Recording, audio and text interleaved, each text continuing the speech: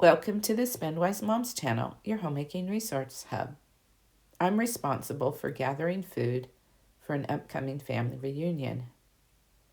Little by little, our guest room closet has become messy from the purchases for this reunion. I decided to do the 10-minute declutter for this closet. I divided the job into 3 parts. The first part was the top of the closet, which was completely fine. I just needed to dust it. It went quickly. I also took advantage of this time to change the sheets on the bed. I found a spot on the duvet cover, so I washed that as well. Luckily, the spot came out. Later that day, I did the second 10-minute declutter. I took the paint can out of the closet that was there and put it where it belongs. I found some containers to put the family reunion food in. I also pulled out the bags in the closet and put them on the bed.